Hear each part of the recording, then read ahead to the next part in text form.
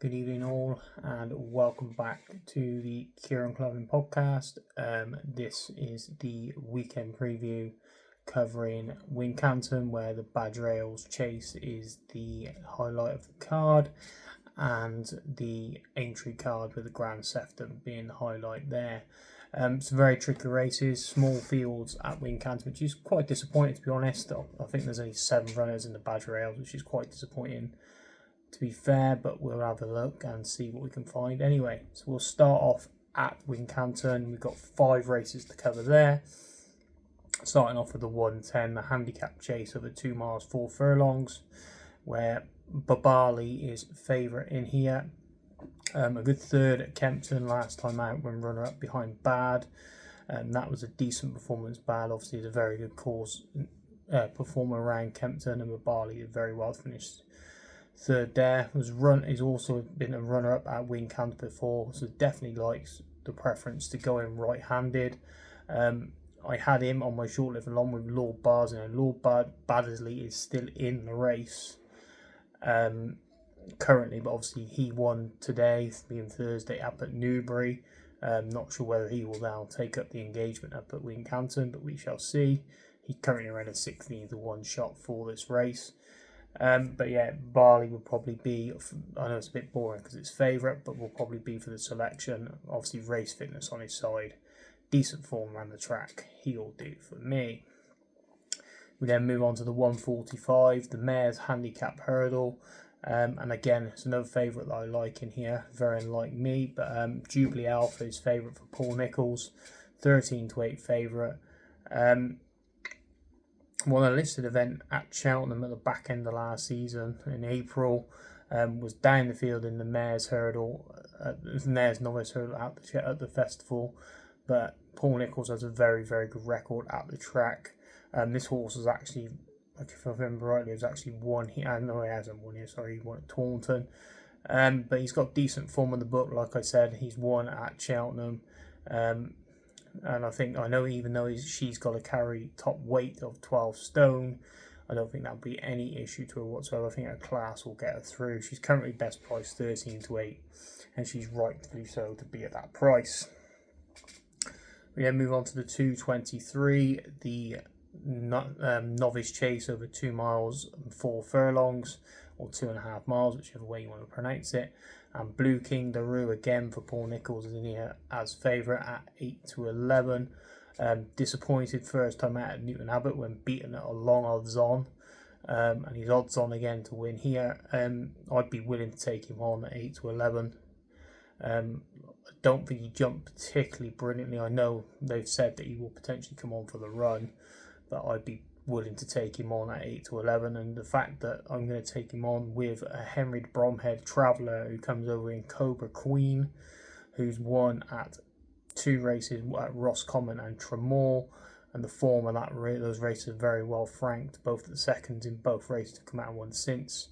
The 4th was 1-1 and the 5th was 1 and another, so plenty of decent form in there, and she won very well on both occasions also. She's priced in at 2 to 1 second favourite, and I think she's a worthy adversary to the Paul Nicholls horse, who obviously got beat first time up in Blue King Daru. The 255 is the Elite Hurdle, and quite a disappointing turnout for this. Obviously last year we had a Rubo versus Golden Ace, which was a decent renewal of this race, I believe. But this year, Rubo is in here after his win at Kempton. His long odds on, currently 2 to 9. And despite having to give weight away to all these horses, he should be plenty good enough to be beating these. And at 2 to 9, it's not a betting proposition unless you want to be putting the shorties together, but that's not my game. But yeah, he should be winning. Short and sweet. He won well at Kempton on reappearance, and you'd like to think he's going to win here as well and retain his Elite Hurdle crown. We then move on to the 330, the feature race, the feature handicap, the Badger Ales Chase over 3 miles and 2 furlongs. And a quite disappointing renewal to, like I said, only the 7 runners. I had a fair few down on my list to run in this. You have the likes of Lowry's Bar, Largy Poet that ran last week, I thought that was a bit of a prep run. Potentially he would come here. The Doyen Chief, who is very well handicapped, and also Cobra Cream was in here as well, like I mentioned, but she's gone for the Novice Chase instead. But yeah, small field and Art of Diplomacy is in here at favourite for the Bowens. 2-1 favourite, obviously fell last time out at Chepstow when it looked like the race was at his mercy, and fell at I think it was the last or the second last, can't quite remember. And Skelton's horse went to win the race. But I'm going to be taking him on. I'm going to, again, another Paul Nicholls horse. We're going to be putting him up, and it's 3 under through 5. 100 to 30, who was second in this race 2 years ago, off a mark of 147. He's now rated 152. Obviously been running in all the big handicaps, nationals, etc. in the last couple of years. Has had a wind up though, which is always interesting with Nicholls horses. But 130, there's horses in here that have been running. Like I said, Art of Diplomacy has been running through the summer. There's a couple others as well. There's a few older horses in here. The other one I could have given a mention to was Soul Icon, who was second in the novice event last year. I'm not sure how good his form is at the back end, and I'm not sure whether he's going to improve for a summer on his back. So I'm going to take a chance with 305, the second favourite currently at 130. We then go over to Aintree and 3 races to cover over there. The first being the Pertemps qualifier. Now these races are absolute minefields. Like, I had a swing at the one at Cheltenham 2 weeks ago where I really fancied Long Draw, and he was given somewhat an interesting ride, going wide all the way round to finish 4th. Obviously gets qualified, didn't go up in the handicap, so job well done on their part. But obviously if you're going to back these horses, you want to be backing them to win purposes. It's a very minefield of a race. That being said, you've got the Lord Maid in here favourite. The Lord's Maid, for Tom Lacey at 7-2 favourite. Done nothing wrong so far, but could be, is it one of these favourite on sufferance? The one I like in here is the top weight. Now, if this horse runs to any sort of form, this horse should absolutely bolt up, to be honest, in my run. I think 8-1 could be massive, but it's whether this is going to be tuned up to the 9s to run a decent race here in the Pertemps qualifier, or just run an okay race to finish in the top 4 and get qualified. And it's Impostoire of Nicky Henderson's. Won on reappearance last year at Newbury, was then placed at Cheltenham in the Coral Cup, finishing 2nd. I was also placed at Aintree and at Punchestown as well, so decent form in the book. McManus will obviously loves runners in the big handicaps at Cheltenham. Obviously they may try and get this boy qualified early and then put away. But yeah, I just think he could be a bit overpriced currently at 8-1, in a very trappy race indeed. We then move on to the 205, the handicap chase over 2 miles, and Highland Legacy is in here favourite for the O'Neill team after 100 to 30 after winning at Worcester last time out very impressively. But I'm going to be taking him on with one of Jane Williams's, and that's Jarvet Allen. 2 from 4 of offences last season, with 2 wins at the start of the season, and then a couple of decent performances without winning after that. Goes well fresh, has won well fresh as well over hurdles in the past, and I'd be willing to take a swing on him at 11-2 in, again, what looks a very trappy race.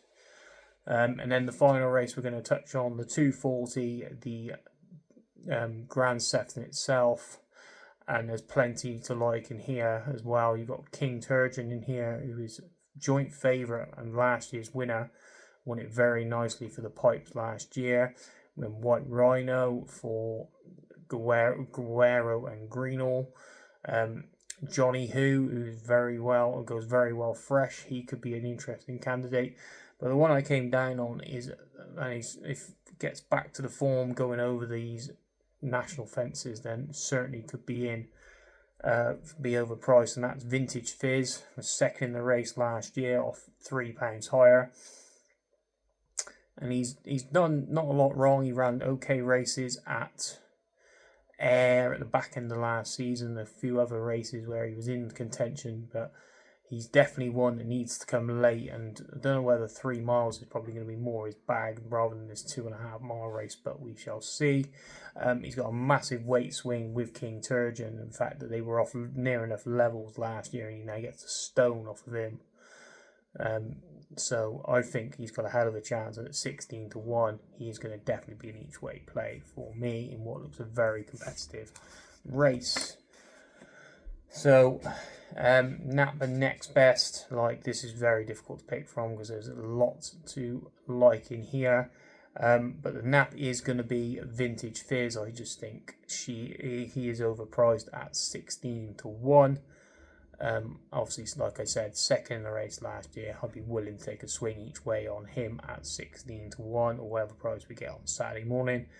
And then the next best is going to be Cobra Queen in the Novice Chase, currently best price 2-1. I think Blue King LaRue is vulnerable, and I'd be willing to take him on. And the fact that Henry de Bromhead sends him over is always willing to note, and that will do for me. Plenty. And that's that for this video. I hope you all enjoyed the video. Please like and subscribe to the channel. Plenty of content still coming through. I see the midweek outlook videos from Mondays are going down well. I've still got a few horses to follow videos to do for the Irish horses that I've got lined up. And then I've also got potentially some anti-posts beginning shortly for Cheltenham. But we'll get through this weekend. We've got a few more bits and pieces to get along. But I hope you all enjoyed the video. Please like and subscribe to the channel if you can. If you're enjoying the content, please give me your nap in the comments. That'd be lovely. If you could retweet from Twitter as well, that'd be great as well. Just to push the content, help me boost my my following, etc. That'd be lovely. Thank you very much. I hope you all have a good weekend, guys. Please gamble responsibly, and happy punting to you all.